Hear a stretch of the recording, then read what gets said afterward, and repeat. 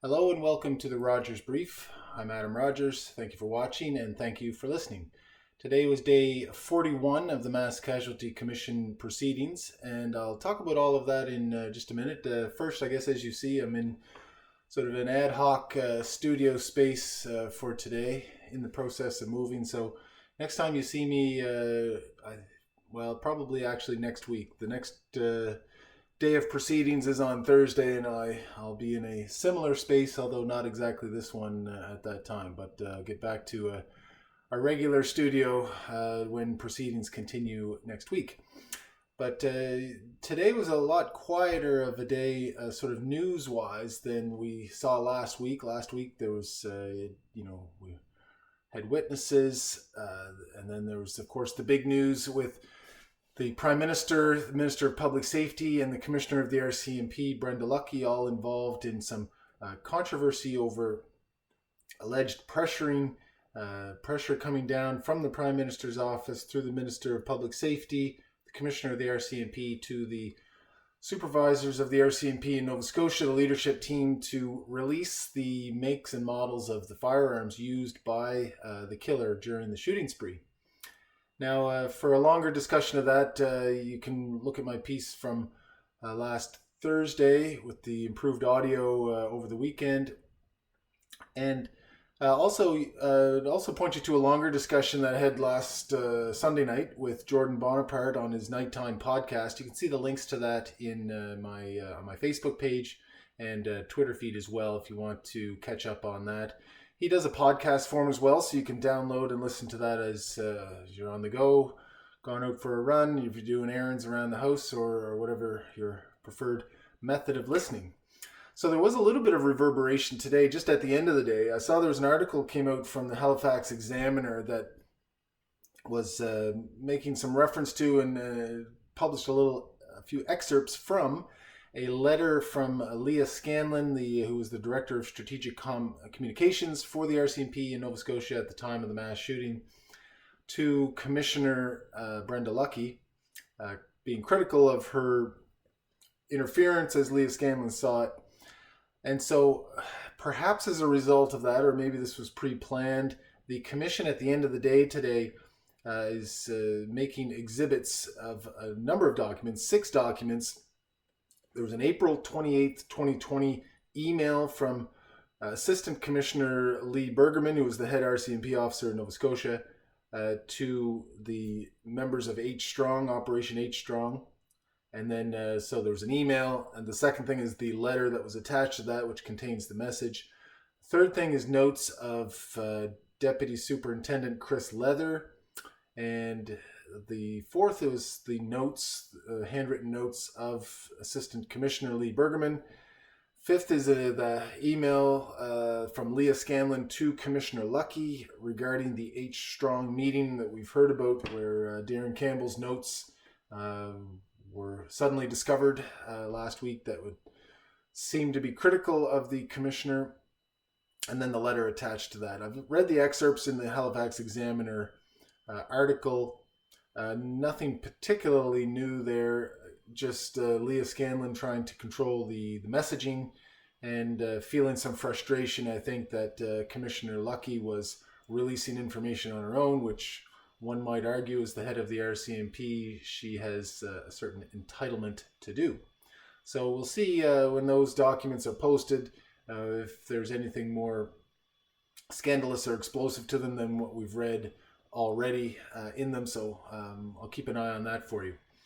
So the actual proceedings today were dealt with a roundtable discussion, somehow again distinct from a panel discussion, although I think 3 or 4 of the 7 panelists were remote, and a few were at tables that looked to be rectangular from my observation, but in any event, a roundtable discussion on the needs of family and community following a mass casualty incident. So, I'm going to read off some of the names that were involved. It was being led by Dr. Emma Cunliffe, who is the Mass Casualty Commission's Research and Policy Director. It included Greta Deeb from the University of Oslo, In Norway, Levant Alton, who is the executive director of the Victim Support Europe. Mary Fetchett, who is the head of the Voices Center for Resilience, which is a 9/11 support group formed as a result of and in support of 9/11 victims.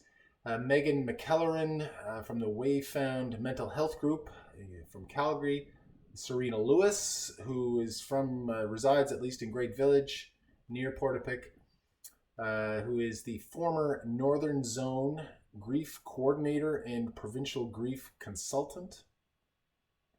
Terry Mitchell, who is a now retired psychology professor from Wilfrid Laurier University. When she was at Dalhousie University, Professor Mitchell did a study on the Swissair disaster off Peggy's Cove and some of the after effects of that.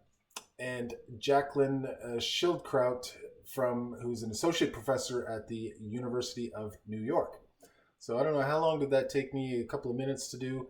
The introductions, the panel this morning took half an hour for everybody to introduce themselves. The discussion itself went from 9:30 when things started, 10 o'clock when the discussion started, but the introduction is part of the discussion as well, until a little after 1 o'clock. So 4.5 hour discussion on grief, trauma, and the after effects of an event such as this. We certainly heard lots of the language of grief and trauma and some of the ways that professionals and academics discuss these things and some lessons from it. Now, an important point, though, is that there was no mention of the actual events of the Nova Scotia mass casualty. Like other expert panels, and I think mistakenly so, this expert panel was brought in to discuss things in a broad sense, give some sense of their experience in other instances, the Swissair, 9/11, the Norway shootings, other shootings in the United States. But nothing that actually specifically connected those findings or their theories to what took place in Nova Scotia. So questions of communications with the families afterwards were discussed, but then no comment to say, and by the way, in my observation, I think this could have been done differently or better. So whatever expertise was conveyed today, it's then up to us as non-experts in this particular field, although that's an issue in itself.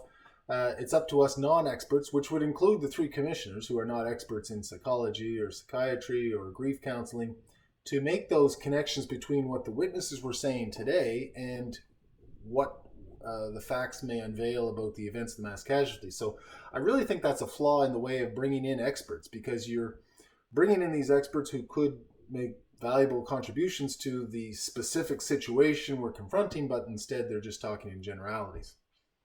And there were some generalities. I mean, there were lots of acknowledgments of this and that and everybody's grief and individual circumstances.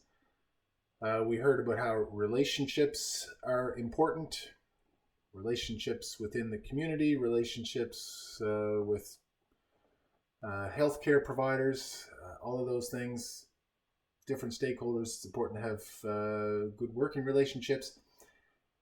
Discussion about how things will never go back to the way they used to be, no matter what. And this brought up something that was brought up in both the discussion of the Norway shootings, where there was a study 10 years later, and then also after 9/11, a study that was referenced that was 15 years onwards. And the studies seem to show that the grief levels, they spike, they come down a little bit, but then they seem to plateau and remain.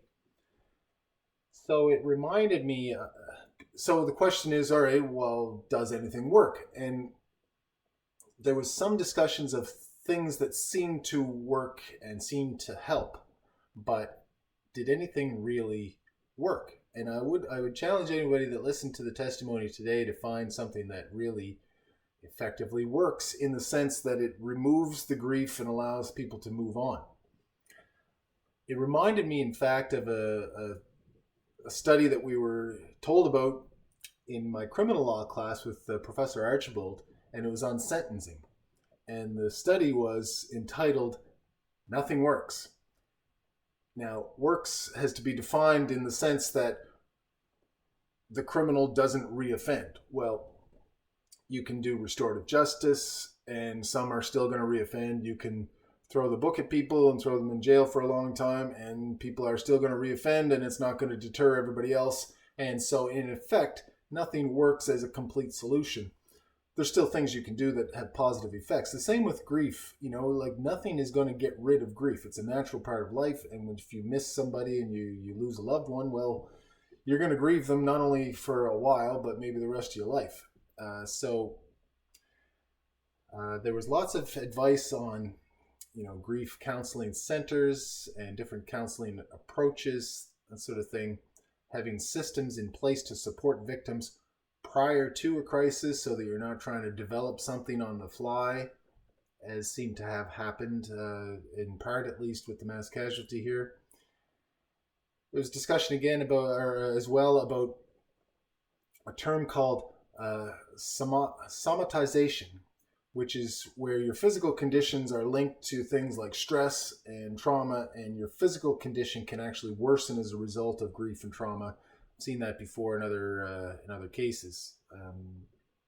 Not groundbreaking, I guess, but interesting to note and something to think about when we're dealing with people in stages of grief.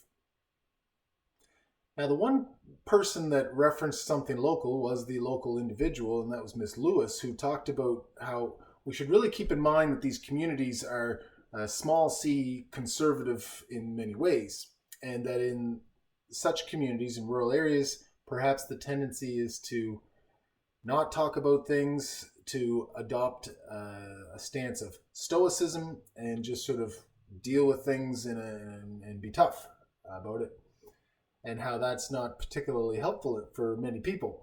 And she pointed out the hashtag that developed after the mass casualty of Nova Scotia Strong, and of course we saw that everywhere. It was ubiquitous, and that was not really helpful because the hashtag had an effect of shutting people down and keeping people from expressing their grief in a more natural manner.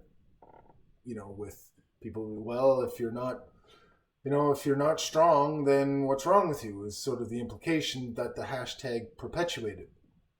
So her advice was to maintain that over a longer period of time, keep the casseroles going, as is a great tradition in rural Nova Scotia and probably other rural areas. Now, one thing that was brought up only really towards the end of the discussion, lots of these counseling discussions and things that could be helpful, was peer-to-peer support. Now, Miss Fetchett from the 9/11 support group mentioned this. It was brought up as well, but this was something that came out in the Desmond Inquiry, that peer-to-peer support is incredibly important. Maybe more so than the professional help that counselors can provide, because counselors haven't been there. You talk to somebody who's been there, in the Desmond Inquiry case, a fellow soldier who's been in combat, can listen to you, understands what you've been through, is going to have, even without the professional credentials and being able to systematize the thinking or approach things with a certain perspective, well, this person's been there, they can listen to you, you know that they're going to understand what you're talking about. And so there's a positive effect from that the professionals maybe don't want to admit is that effective, because of course it would undercut their role in these situations. So an interesting little dilemma there. I mean, something that I think the community members talking to one another rather than counselors, talking to people who have been through similar tragedies in other communities. My sense is that is where much of the comfort is going to originate, and perhaps less so from professionals. There's not enough of them anyway, and perhaps they're overwhelmed with the volume of inquiries. So just some thoughts on the panel today, and There wasn't a great deal of new information or new insight, certainly no connection to the events of the mass casualty, but these are things that the Commission needs to study. It's part of their mandate. I think they could be doing it in a more effective way if they had these expertise actually review what took place in Portapique throughout Nova Scotia and analyze those facts rather than just coming in and giving us their giving us the highlights of their areas of research. So just thought we have another panel. I think maybe even 2 panels coming up on Thursday, and then that's it for this week. Hopefully hear soon from the Commissioner of the RCMP, the Nova Scotia leadership team. This seems like it's being planned for the summertime when perhaps the Commission thinks fewer people will be watching, but I suspect even despite good weather that people will be tuning in because the story's taken on a national character it should have had from the very beginning. All right, so that's it for today, day 41 of the Mass Casualty Commission. Thank you for watching, thank you for listening, and we'll see you next time.